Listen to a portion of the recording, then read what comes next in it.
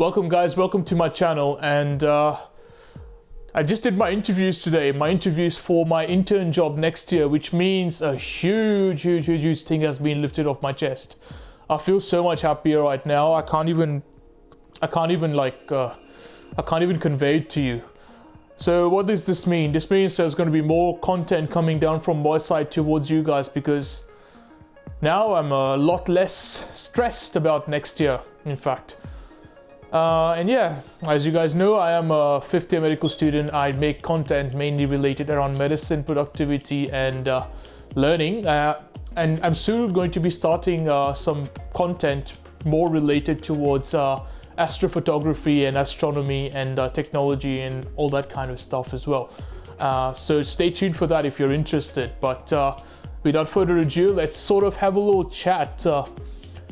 If you have seen any of my videos, you would realize that I never script anything, because if I'm going to be sharing anything with you, I want it to be a heart-to-heart. I want you to feel like I'm having a conversation with you rather than me reading stuff off a list or any kind of pre-made kind of script for you. And that's just not my personality. That's not my philosophy. If you want to be productive, if you want to learn more about medical content and you want to know more about me in general, please feel free to subscribe. Do leave a like and comment on this video. I'll try to read all of your comments and reply to them. And without further ado, let's move on.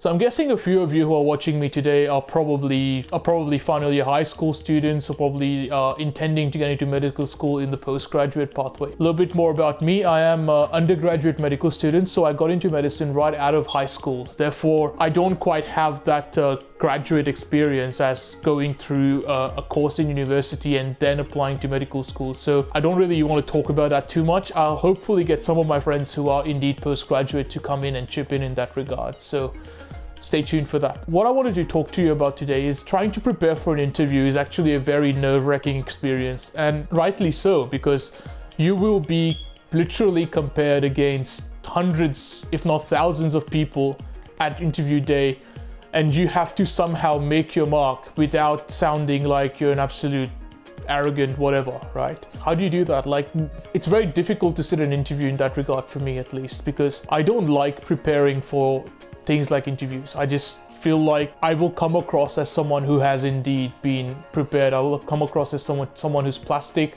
as someone who's trying to recall stuff, as someone who's just rehearsed and is just memorizing things. So I like to be as impromptu as I can in my interviews, and that's helped me so far. But of course, that's not something that everyone can do.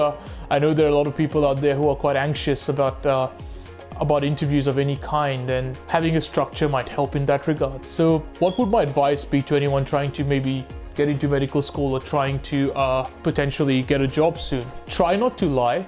Really try not to lie. All of our interviews this year were held through this website that records our responses and allows us to see what we said and how we said it. And I think this is really good way of finding out how it is that you're interacting with whoever it is that you're interacting with. I think potentially recording yourself and playing it back potentially is a really good way of finding out how you interact with people or how you come across, because when you're actually talking, sometimes a lot of your subconscious things take over. For example, for me, I do a lot of facial expressions when I'm talking, and when I was watching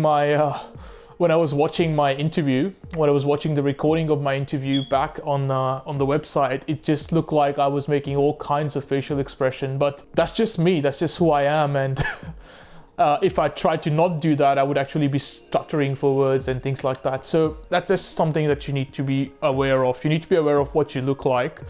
Or what you sound like when you're doing an interview, because some people might not necessarily be aware, and they might be doing something subconsciously that's not necessarily quite so attractive and might ruin their prospect of getting the position or potentially even a job. And that's very important. That's extremely important, actually. What else do I think? What else did I think about today? Well, when I was preparing for an interview, I think it's a really good opportunity for you to introspect a bit, to really look into yourself. It gives you a bit of time and a reason to do a bit of soul searching and what you have accomplished so far, because a part of your interview is actually going to be just you conveying your experiences to the interviewer. They're going to be trying to find out how you have learned from your experiences, and having a good understanding of your experiences as a whole, or having a good understanding of your life as a whole, is a good idea.